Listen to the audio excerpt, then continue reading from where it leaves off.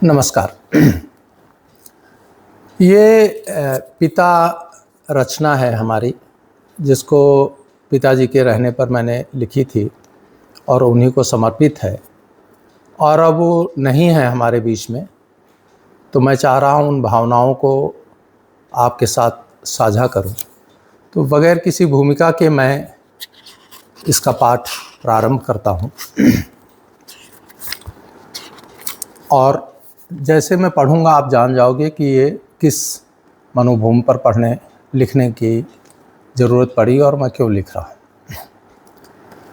माँ का रक्त, मज्जा, मांस, उसी की भूख प्यास, उसी के सपने, उसी का जागरण, उसी के प्राण श्वास, उसी की कोख, उसी में नौमास वास, तुम्हारा मात्र अंश, सूक्ष्मदर्शी में दृश्यमान कण सा सहस्त्रांश, अप्रतिम सर्जक हो पिता।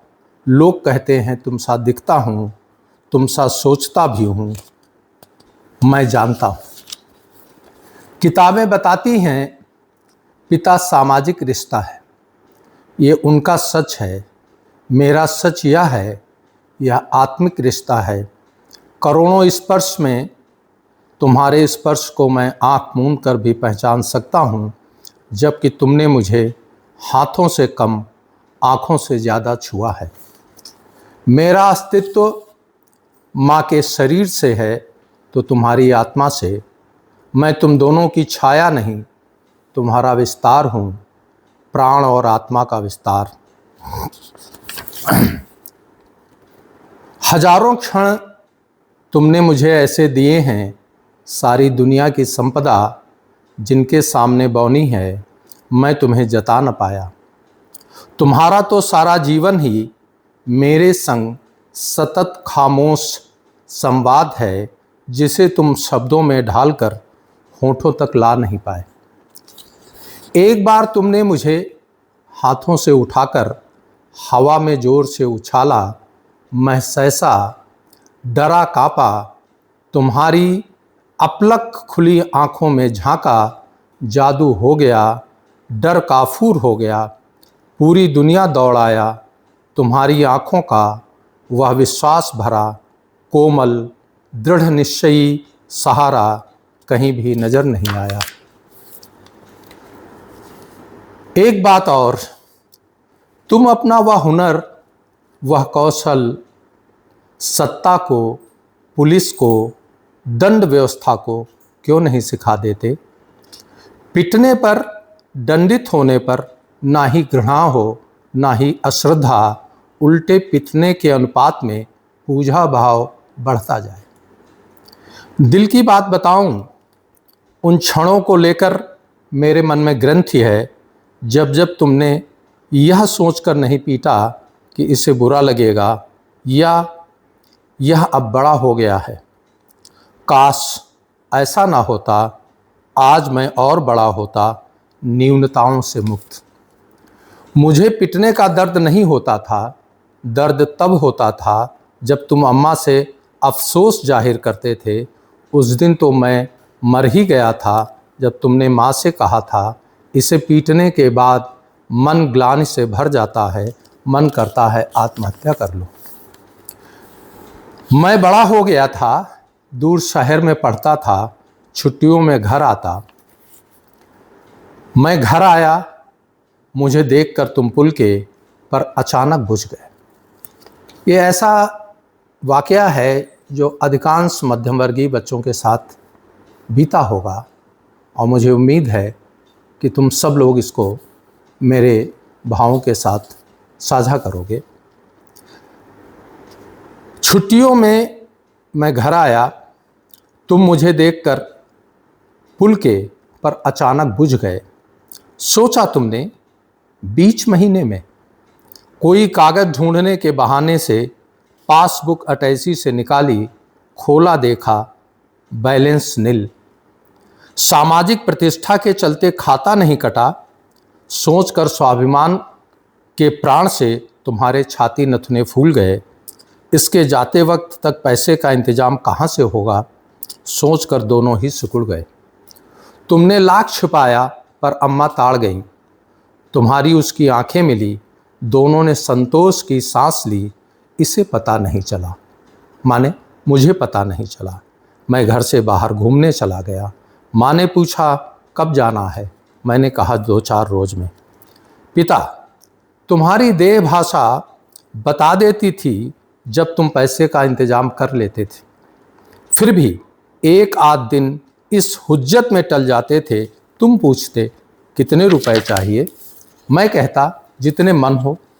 मैं सोचता कितने आसानी से दे पाएंगे, तुम सोचते कितने इसे कम नहीं पड़ेंगे। माँ बीच में पड़ती, डांट खाती, मैं तुमसे रुपए और माँ से लड्डू लेकर चला जाता। पिता, तुम तो सब जानते ही हो, तुम्हारा बड़प्पन है। वह सब सहा मेरे खातिर भोगा है। अब यह जान लो, मैं भी सब जानता हूँ। सहा भोगा ना सही, तुम्हारे दर्द को जीवन में जिया है।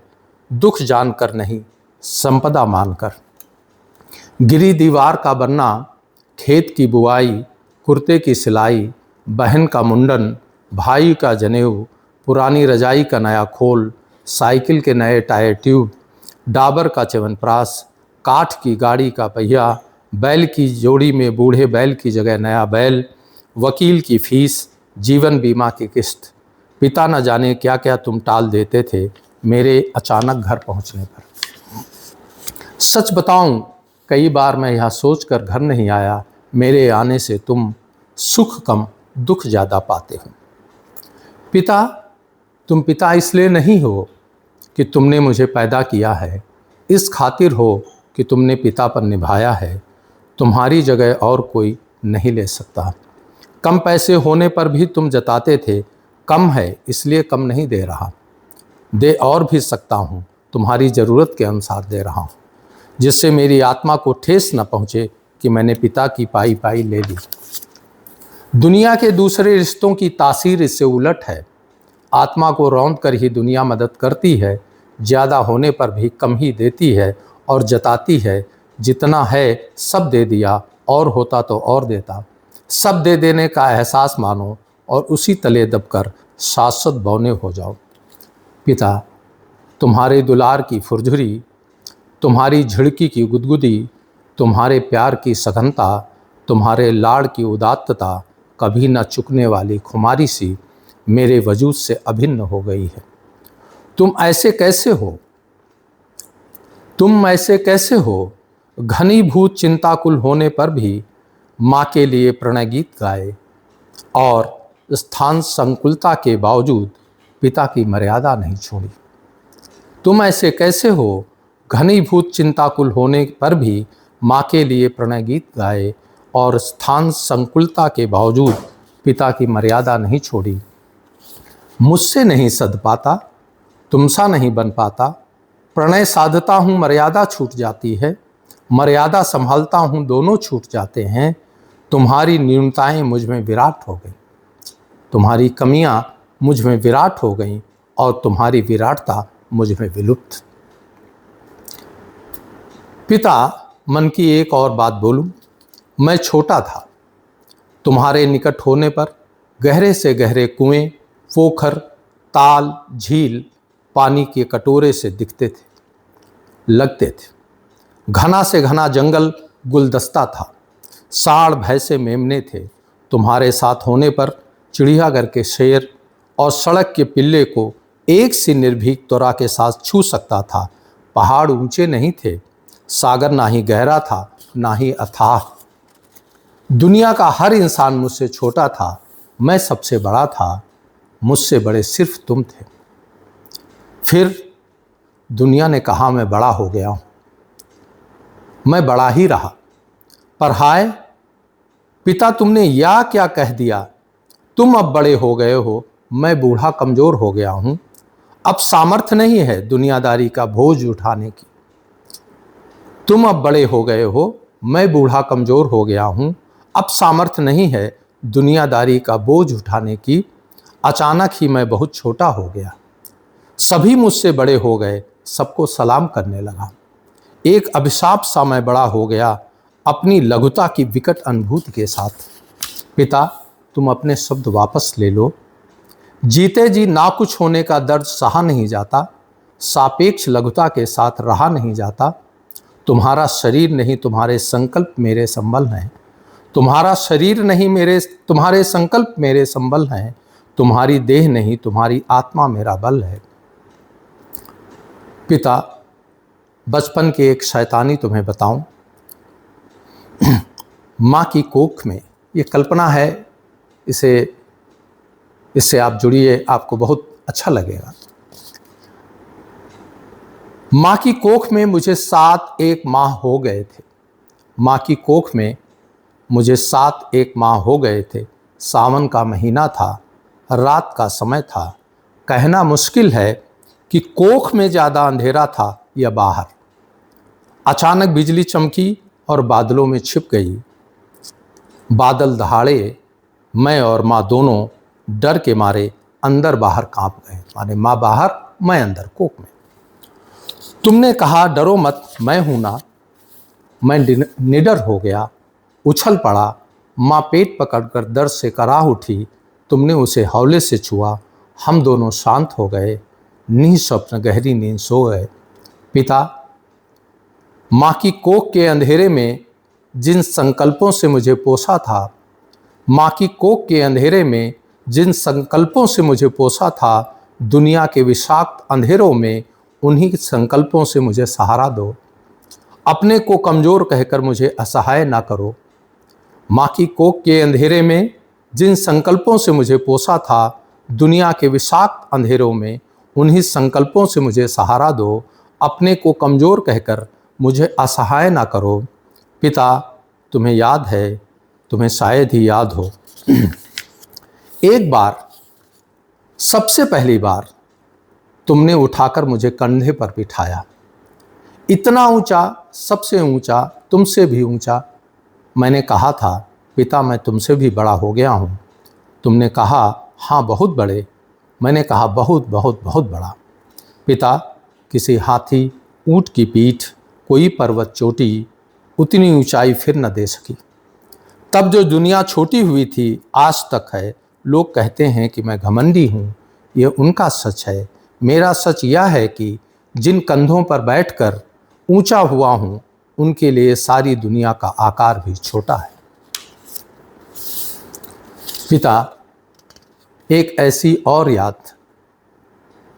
तुम्हारी पठारी पीठ की सवारी, घोड़ा तिक तिक। तुम्हारी पठारी पीठ की सवारी, घोड़ा तिक तिक। चेतक पर बैठा प्रताप, ऐरावत पर इतराता इंद्र, मेरे सामने भुनगा था। यूं ही घमंडी नहीं हूं मैं, क्या मैं देख नहीं सकता था तुम्हारा प्रभाव, तुम्हारा शासन। बच्चा था, बुद्धू नहीं था। घुटनों के बल चलते, दुखते बालों को छोड़ने के लिए जब तुम मुझसे गिड़गिड़ाते थे, मैं खिलखिलाकर हंसता था। हंसी सब सुनते थे। हंसी का अर्थ उसका संदेश नहीं, संदेश था निर्दोष प्रीति संसार के समस्त पौरुष को घुटनों पर ला सकती। अभी इतना ही।